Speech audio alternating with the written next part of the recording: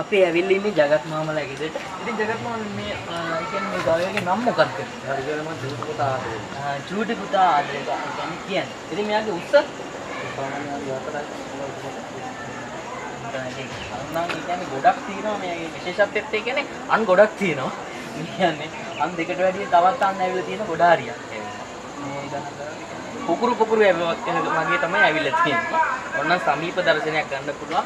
එතකොට ජගත් මාමා මේ කියන්නේ මේ චූටි පුතාගේ වර්ගය මොකද්ද? වර්ගය සාමාන්‍ය වර්ගය කියන්නේ සිංහල හරකත් බංගලි හරකත් සම්බන්ධ මූ වෙච්ච සත්‍යම කොටසක් තමයි චූටි පුතා. හා හා. නවගමුව පෙරහැර සඳහා තමයි මේ ගොන්පිට පෙරහැර අපි දකින්නේ. එතකොට නවගම කරන්නේ අපේ ගලේගල පොරොත්තුට කඩුවෙල මේ සඳහා මේ විදිහට තමයි රාත්‍රිලා තියෙන්නේ. ඉතින් මේ කියන්නේ චූටි පුතා කියන්නේ මේ ගවය සම්බන්ධ වෙලා තියෙන මීට කලින් මේ ගොන්පිට පෙරහැර නෑ මේ පස්සෙන් දේවාලේ අතට ආවනේ. හා ඒ තමයි තමයි මම හා හා. එයාට දිනුම් පහසුකම් කියන්නේ සමීප දර්ශනයක් ගන්න පුළුවන් අපිට. මේ විදියට තමයි එහා පැත්තෙන් කන්න පිටුරු දාලා තියෙනවා. මේ විදියට අපිට උඩ බහැර කරන වැඩ මුක්ලමවත් හදලා තියෙනවා. මේ සියලු දෙම එකම තැන නිර්මාණය කරලා තමයි යාට පහසු විදියට මේ විදියට ඉන්නේ. ගොඩක් කියලා මේ විදියට තමයි ඉන්නේ. මේ කියන්නේ අපි දැන් දැක්ක ගොඩක් අමාරු කාර්යෝ හිටියා. ඉතින් මේ වගේම මෙයා චූටි පුතා කියන්නේ මෙයා ගොඩක් කියලා මේ පාර 2023 වාර්ෂික ඇසල මංගල්‍යයට තමයි මේ පාර සූදානම් වෙලා ඉන්නේ. ඉතින් ගත්තහම ඉතින් මේ ගවයන් ලේසි නැහැ නඩත්තු කටයුතු කරන්න. ඉතින් කොහොමද කියන්නේ මෙයා සාමාන්‍යයෙන් කියන්නේ කෑම බීම කොහොමද? ඔව් ගාම මේක කොහොමද ටික වාගෙන යනවා. ඒ කියන්නේ කොච්චර වේදමක් යනවද මේ කියන්නේ? මහන්සිය තමයි තියෙන දවසකදී පැය කාලයක් පැය දෙකකට කාලයක් මෙයාට වැය කරන්න ඕනේ. හා එයාම දෙකේ කරන්න ඕනේ වස්තු ගිහින් ඉන්න ඕනේ. හා එයාට කෑම හොයන්න යන්න ඕනේ. ඔය පැය කමාර දෙක කාලයක් එයාට ගත වෙනවා. එතකොට ජගත් මාමා මේ චූටිතුවා කියන මේ ගවය කොහොමද ඔයාලට හම්බුනේ? මට හම්බුනේ කියන්නේ මම ගියා පෙරහැරට මගේ හිතවතේකී ගුණයක් අල්ලන්නේ. ගියාම ඒතර දෙන්නේ ක්ලාස්ලා හිටියා ඒ ගුණ අල්ලන්නේ. මට පොඩි හිත වේදනාවක් ඇති වුණා.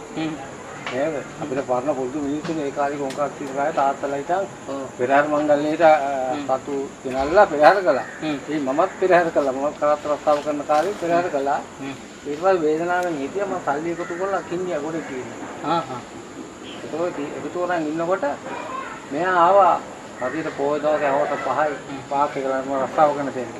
ආපු වෙලාවේ මම ළඟට ගියා මම කකුල් ලේවට යනවා. ඊට පස්සේ මම අත උනා අත ලේවට යනවා. ඊට පස්සේ මම ගෙදරට මට තමයි හිමි කියලා පස්සේ මෑණියරු පින් දෙන්න ඕනේ. අදටත් වේදනාවක් තියෙනවා. මේ පස්සේ මෑණියෝ මට ඉරක් දුන්නා. ඉතින් මාමට ඒ විදිහට තමයි මේ චූටි පුතා කියන්නේ මෙයා හම්බෙලා තියෙන්නේ ආලි ඉන්නයි.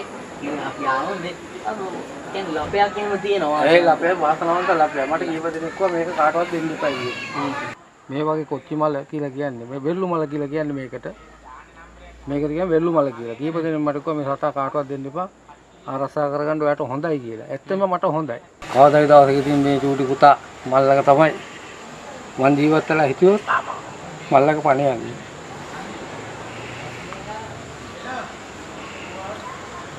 ඒක මම මෑණියන්ට දూరుලා කියනවා. මෑණියන්ට මම දూరుලා කියනවා.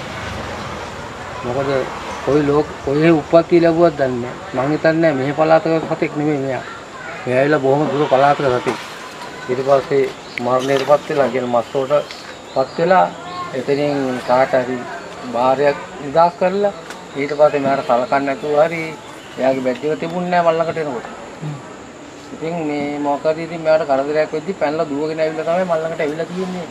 සාමාන්‍ය ජීවිතේ බේරගන්න කියන තත්ත්වයට තමයි ඇවිල්ලා තියෙන්නේ. ඒකින්ද මම මෙයාට සලකනවා නැත්තේ. මම රැකියාව ප්‍රශ්නත් තියෙනවා.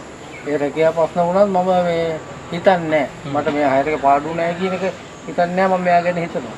මේ කියන්නේ මේ අපේ චූටි පුතා කියන්නේ මෙයාට කියන්නේ සුව පහසු මේ විදිහට ගෙයක් මේ විදිහට හදලා තියෙනවා. ඉතින් එයාට කන්න පුළුවන් විදිහට මේ විදිහට නිර්මාණය කරලා තියෙනවා. මේ නිර්මාණය ගැන මොකද හිතෙන්නේ? මොකද අපේ ඉතින් පරම්පරාව ගාලා තාත්තලා ඉතින් කරත්ත රස්සාව කරපු කට්ටියනේ. ඉතින් මේ පළපුරුද්ද අපේ ඇඟේ තියෙනවා. ඉතින් සතෙක් දැක්ක සතාගේ හොඳ නරක කියන්නත් දන්නවා. ඉතින් මේ පළපුරුද්ද තමයි ඉතින් මෙයාට මම ආදරේ කරලා තියාගත්තේ. ඔව්. ඒකට මේ විදිහට මේ ගල් තලාවක් මත හදලා තියෙනවා මේ විදිහට මේ ගියක් මේ කොහොමද ඉතින් මේක ඒ කාලේ ගෙන ආපු දවසේම හැදුවද? ඔව්. මාත්‍ය මේක සතෙක් තුනක් කොයි දෙයකලත් පළ දෙකක් තියෙනවලු වහලේ. මොකද මේ සතන්ගේ පළක් ගන්න තමයි මේ වහලේ හදලා තියෙන්නේ. මොකද මගේ තාත්තලා කියලා තියෙනවා වැඩක් කරනකොට ඒක වැඩ හරියට කරන්නේ කියලා. ඉතින් ඒක තමයි පළ දෙකකට හදලා තියෙන්නේ. ඉතින් යාට මේ කීකෝටම ගලාගෙන යන්නේ. යාට ඕනෑමට කැමති හිතන්නේ. ආයිසි මන්දින කෑම මදිනට ඉදිරියට කන්න පුළුවන් මම ඒක සකස් කරලා තියෙනවා. නෑ කියන කොයි වෙලාවකවත් බඩගින්න ඉන්නේ නෑ. හැම වෙලාවෙම බඩ දෙන්න කාලා ඉන්නේ. කාලා තමයි ඉන්නේ මේ. ඔව් කාලා ඉන්නේ. ඒ අපේ තාත්තලා දුන්න දේ තමයි මේ අපි මේ රැකගෙන ඉන්නේ. යාට ඉදල තියෙනවා මෙතන සුත් කරගන්න. එතන ඉදල ඉල්ලලා තියෙන්නේ. අර පොඩි වලක් තියෙන එක පණිවිඩ විතර අවස්ථාව දීලා තියෙන්නේ. ඒ රතා බඩගින්නේ තියන්නේ අදිසිය කැමන සූත්‍රයේ මම අලිස්සාවයට දෙන්නේ. රත්නපුරයට දෙන්නේ. සාමාන්‍ය ගම්පහ පැත්තට දෙන්නේ. ගිහින් එනකොට මම කරුවලේ කනකොල ගහ කපන් එනවා මේ රතාල කන්න දෙන්න. මගේ රැකියාවට වැඩිය මම මෙයා ගැන හිතනවා. මම මේ අද දවසක් ගියා හලාවට. හලාවට ගිහින් එනකොට මම දැනගත්තා මම එනකොට රෑ වෙනවා කියලා. මම හලාවතින් කනකොල මිටියක් කපායනවා මෙයාට කන්න දෙන්න. මම එනකොට රෑ 8යි. ඒකට මෙයා බඩ පිළිලක් නැහැ. මම ඒ වෙලේම කන්න දෙන්න මෙයාට වතුර දිය කනකොල මිටිය. ඉතින් ඒ වගේ ආදරේ නැගන සතෙක් මෙයා. මගේ පරණ අපේ තාත්තලා කාලේ ඉඳන් දැගත්ත අපේ ගෙදරක තියෙනවා. ඒ දැගත්ත පහුවදාම ටීවී එකට ගත්තා යන්නේ නැතිනම් කනකොල ටික කපා ගන්න.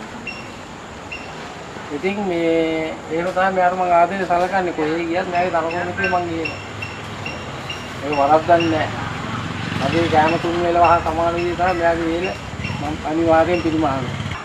වර්තමාන කාලයේ වෙනකොට අපි ගව සම්පත ගත්තාම ඉතාමත් සීක්‍රයෙන් මේ කියන්නේ ෂේ වෙලා යනවා.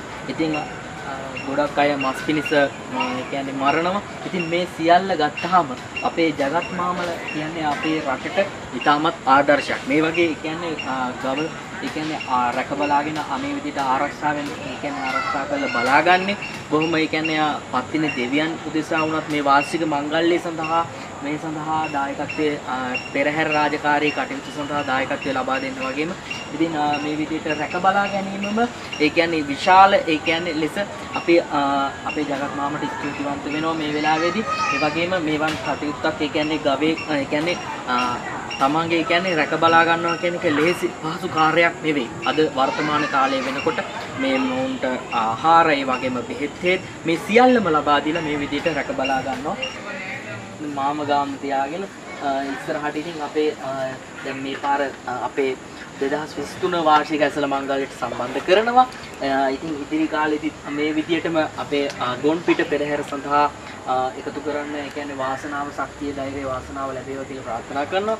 ඉතින් ඔයාලට මේ පිළිබඳව තොරතුරු අපි සමීප කරන්න තමයි අපි සූදානම් වෙලා හිටියේ. විදිහට එක තෝටි පුතා මේ කියන්නේ මේ ගවය අපි එකතු කරන්නේ අපේ ජගත් මහත්මයා. ඉතින් ජගත් මහත්මයාට සිතන පතන සියල්ලම ඒ ආකාරයෙන් ඉෂ්ට වෙන්න කියලා ප්‍රාර්ථනා කරනවා.